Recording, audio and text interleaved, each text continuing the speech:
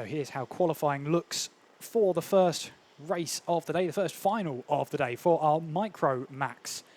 As we head on for this one, Connor Hauff on pole position with Lasse van der Wiede in second place. Lennard Marx is in third place with Ian Halfer in fourth place. Kenji Schroyers in fifth with Mick Echtelt in sixth place. And on the fourth row, the final row of the grid, Adrian Krogel and Julian van der Poel. There's a 3-place penalty that came in the way of Kenji Schroyers, so although he finished second. Kenji will have to start fifth due to a yellow flag infringement. That drops him 3 places. There was also a 5-second penalty applied to Adrian Krogel in the number 17 and the number 28 of Ian Halfer for a front fairing issue, for front fairing infringement. And for Julian van der Poel, Julian will have to start from the back of the grid due to being disqualified from the pre-final, a technical non-conforming regulation. So essentially, the stewards and the officials found a technical non-conformance for the car. So that means Julian van der Poel will have to start at the back of the grid for the final. It's very wet out there. It's been a common theme of today, with qualifying yesterday pretty much being bone dry for all series and all drivers, apart from the KZ2s, the Masters and the KZ2s, having a little bit of rain. If we see someone have a bit of a spin on one of the warm-up laps as well, better to get it out of the way now than further down the line. In any case, we'll be looking to see who can take advantage here for our first final of the day. 13 minutes, that's 13 minutes plus 2 laps, as our Micro Max get into formation here. The 8 of them ready to go racing here in Kerpen at the Erftlang for the first final of the day. 30 minutes already on the clock. We have 7 drivers part of the crew, unless I'm not counting right. No, that is definitely 7 drivers. So there's an 8th one that hasn't made it to the grid. In any case, we look to be going in any case. Round the final corner they will go then. And eyes on the lights. No, it's a false start. We're going to go round again. And there is an 8th one. I did wonder where the 8th one was. It's the number 11 there of Echtelt. Mick Echtelt, who struggled, but managed to at least have a decent running in there. It was good practice for this final about how tricky the conditions were even then. It's much wetter than it was in the pre-final. So we'll get another roll of the dice at the final to start the final for the Micro Max. Is it a chance here for Connor Halfer to really take hold of the championship at the moment? What can Lasse van der Wiede do? Lasse van der Wiede started from 8th in the pre-final, did not take part in qualifying, and manages to get 2nd place. Ready for the final then. A second bite of the cherry at this start then, as our drivers make their way through the fast left-hander. It's not so fast in the wet conditions. There's already a bit of bumping going on there. Clearly drivers eager to get started then, as we make our way around the hairpin. Will we get the start right 2nd time round? Drivers get into formation here. Eyes on the lights. They go out, we go racing, and it is a good start there from Connor Halfer in towards the first corner, and up towards the hairpin we go. In these treacherous conditions, it's really important to get your braking spot absolutely spot on, which everyone has done in towards the hairpin at the first time of asking. And Connor Halfer, he's able to try and pull away as much as possible. It was a commanding lead that Connor Halfer had in the end, 30+ seconds in the pre-final. Is it going to be much the same for Connor Halfer in this race? We shall have to wait and see. In these early stages, it's all about making sure you keep the kart on the circuit, keep it on the island in these early stages. As there's a move up the inside there, going down in towards the left-hander. I'm trying to work out if that was Julian van der Poel making those moves. very early moves in this race. You see how much that Van der Wiede is having to turn the cart, turn the wheel to get the grip in there. And as we make our way through in towards the final corners we go then. Conor Haufer, a spinner in the background then, up the field. We'll see, I think it might be Marks who had the spin. Yes, it was. Number 73 of Leonard Marks having a spin there, drops down to 7th place. And as we make our way in towards the hairpin, Leonard Marks looking to improve on last time around, but there's a spin. That might be Ian Haufer who's had the spin there. It is the number 20, it's the number 28, so yes, that's Ian Haufer who's had the spin, dragging the cart onto the circuit to get going again. And he has got going again and looks to try and make up for lost time. We have 11 minutes 12 on the clock. There is time, but Ian is going to have to really press on and push on. Conor Haufer, meanwhile, is very much taking a commanding step in this race so far as we head our way in through the S section in towards the hairpin we go. 2nd place right now is the number 26 of Lasse van der Wiede, and then 3rd place is the number 14. That's Kenji Schroyers, who's trying to find a way back up from 5th place on the grid, having incurred that 3-place penalty for yellow flag infringement. And there goes the number 7 of Julian van der Poel, who's on the march and up to 4th place then, ahead of Adrian Krogel at this stage of the race as we head our way in towards the hairpin then. As van der Poel ahead there of Krogel and Marks. That's the battle there for 4th place in this race so far,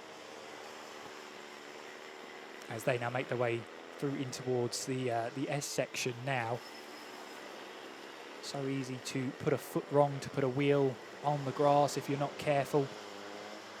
As we see there, that's Adrian Krogel in the number 17, looking to apply the pressure now to Julian van der Poel now. Get the short run up towards the left-hander. I say it's a short run. Up towards this flying left-hander with the gravel trap on the outside, which has caught out quite a few drivers over the weekend so far. But van der Poel making sure he keeps the cart in the right place. Adrian Krogel trying to take a tighter line, but in the end van der Poel will have the drive through in towards the first corner. But Adrian Krogel here has really closed up to the back now as we head away in towards the hairpin. Is there a move on? Krogel decides against it. Van der Poel runs deep into the corner though. That allows Krogel to try and drag alongside, but Krogel kind of backs out of the move there. So not wanting to make the move there, and is willing for van der Poel to have the 4th place as it stands. But they now make their way through in towards this sweeping S section. And Krogel here knows he can make the move. It's just a case of where can he do it? Because van der Poel is putting his cart in the right place now to defend that position. There we see 2nd and 3rd place going through your picture there. That's Lasse van der Wiede and also Kenji Schroyers. So they're going to battle away for 2nd place. Meanwhile, our battle for 4th place stays strong in towards the final hairpin. As a spinner, that's the number 14. That is Kenji Schroyers. He had a spin in the pre-final. He might lose a couple of positions here because it's a long way down towards that first hairpin. Van der Poel goes deep into the corner and just looks like he just washed under with grip there.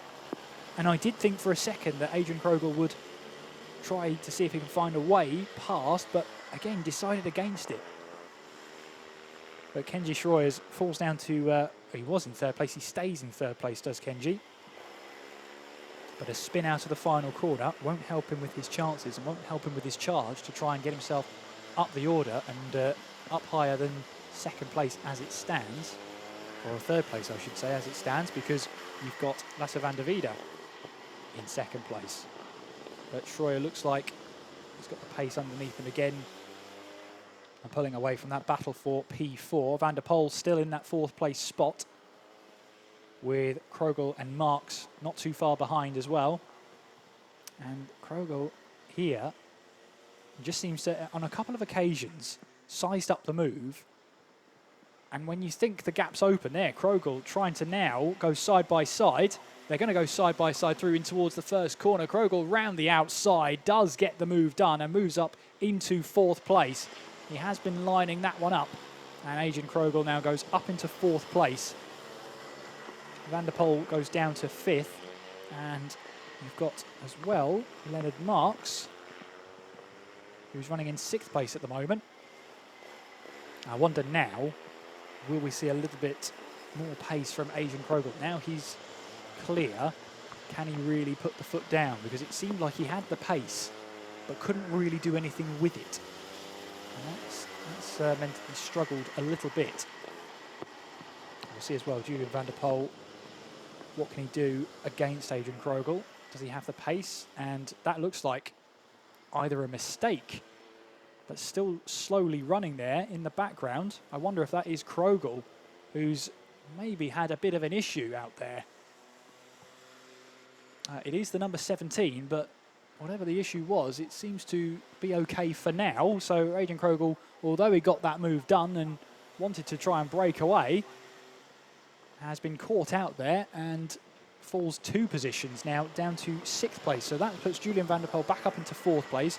That now puts Leonard Marks into 5th place. And now it's Marks' turn to have a battle here with Julian Van der Poel. This is over 4th place with 5.5 minutes left on the clock. 2 different lines being taken through this S section. It is absolutely bucketing down with rain. 2 different lines being taken. It just seems that a couple of corners to allow Leonard Marks to see and size up Julian Van der Poel. Out of the tighter left-hander, gets us onto the short straight down towards the flying left-hander. One of the penultimate, I would say, braking points of the circuit, especially in the wet weather conditions. But a good run here for Leonard Marks might open up an opportunity, but not this time. I think we're going to see a roughly similar thing to what we saw for Adrian Krogel, that Julian Van der Poel is able to put his kart in the right place. But a good run here for Leonard Marks going through the first corner. Will he look for a move up the inside in towards the hairpin? Not this time. He certainly thought about it, but had to cede that position in any point. And there's 2 different lines to be taken through in towards the first corner. It just seems that Julian Van der Poel is taking a tighter line in towards T1, whereas right now, Leonard Marks takes a slightly wider line, and Mark seems to get a better run through the first corner. Ah, that's Kenji Schroyer. Once again, off into the grass, head in his hands for a slight second, but as he tries to get the kart moving again, he'll need to get the kart pushed out onto the track. Just where the grass is so wet, he might have beached it there, but that's going to promote Julian Van der Poel now up into 3rd place. So that battle for 4th now becomes the battle for 3rd. Through and towards the final corner they go with just over 3.5 minutes left on the clock. Julian Van der Poel 3rd place, Leonard Marks in 4th in towards the first corner. And now we head away in towards the hairpin. Julian Van der Poel now. Now I don't know if he knows this is going to be a battle for a podium position, but he's been defending from Marks so far, so good. I haven't seen Kenji Schroyers make his way back into the race though. He hasn't crossed the start-finish line just yet.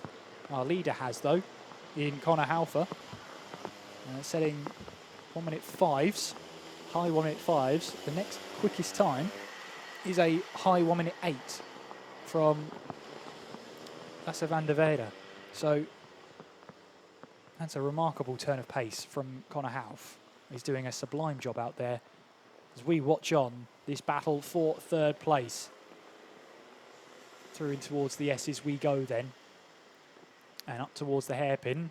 There's a bit of breathing room here for Julian Van der Poel. And as we get back onto the power, it's looking good so far for Julian Van der Poel. Does Leonard Marks have a response as we make our way down in towards the hairpin? There you can see Kenji Schroyer. His kart has been taken behind the barrier, so he is out of this race. Side by side we go then, very briefly, but it's still a case of Van der Poel is ahead. And the rain just continuing to fall. It's pretty much been the heaviest it's been all day. And these wet weather tyres are having to work overtime to displace the water on the circuit. And it could well be one of those races where it's just, you have to adjust your braking point. You have to see ahead of you how much grip there is, or rather how much grip there isn't, as you make your way through each and every corner. Conor Haufer does lead the way though, with less than 90 seconds on the clock. Lasse van der Wiede is in second place. Julian van der Poel, we're watching this battle for third place in cut number 7. Ahead of Leonard Marks down in towards the first hairpin. And Julian van der Poel has managed to settle into a rhythm here, it looks like.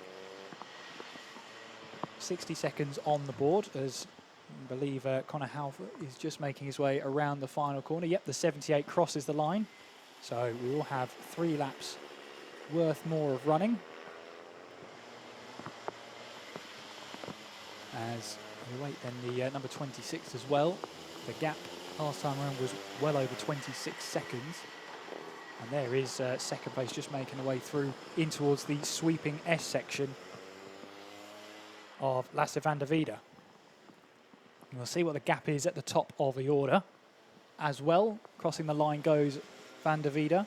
The gap is 30.5 seconds between our top 2. But what you're seeing here is the battle for third place. Through in towards the hairpin we go. The number 7 of Julian van der Poel against the number 73 of Leonard Marks. Through in towards the first corner. And up towards the hairpin. Time has elapsed. So we have the remainder of this lap plus 2 additional to go. And Leonard Marks here looking, seeing if there was a move on there. I wondered if it looked like Julian van der Poel would run too deep in towards the hairpin. And again, Leonard Marks looking for an opportunity. Wasn't one there quite. But Julian van der Poel has done well to pretty much defend from the attack then so far in this race. Keeping it on the island as well is no mean feat. We have 2 laps to go as Conor Haufer has crossed the line. Still, we watch on this battle for third place. Is there anything that can be done for Lasse van der Wiede to try and grab a third place in this race?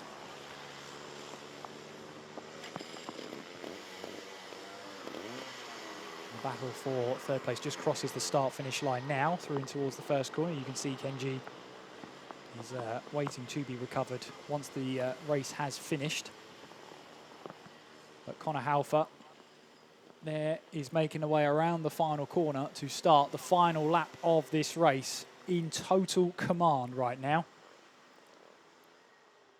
Much how the pre-final went as well.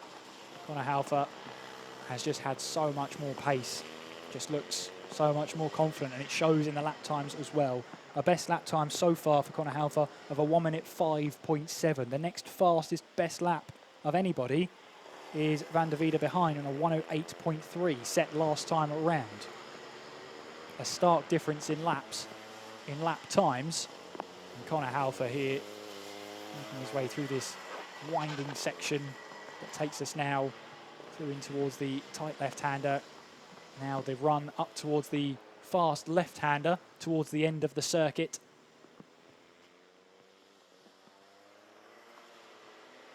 I have to ask if he's wearing goggles, because he's done a fantastic job in the rain here with puddles galore over each and every curb. But around the final corner, it is going to be the number 78. Conor Haufer takes the victory here in the Micromax final. A commanding performance from Conor Haufer to take the victory. We'll wait and see what the gap is at the timing line. once all drivers have crossed over the line. There goes the number 17. That's Adrian Krogel, who was in the battle for what was 4th place at the time, now has become 3rd place. There goes as well Mick Echtelt across the line to finish a lap down, finish in 7th place. Making the way around the final corner now and lighting up those rear tyres is going to be the number 26. That's Lasse van der Wiede. Didn't take part in qualifying yesterday and has grabbed 2nd place in the final. The battle for 3rd place as well, still raging on through and towards the final corner. But Julian van der Poel has done just what he needed to do and takes 3rd place in the final ahead of Leonard Marks in the number 74. And then to round off the order, having a spin early on in this race, Ian Halfer recovers there to take 5th place.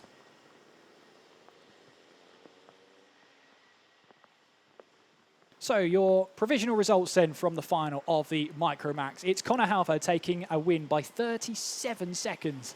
Lasse van der Wiede in 2nd place. Julian van der Poel in 3rd place with Leonard Marks in 4th. Ian Halfer takes 5th place with Adrian Krogel in 6th. Mick Echtelt in 7th place. Non-finisher Kenji Schroyers, who spun off and could not recover, has a DNF next to the name.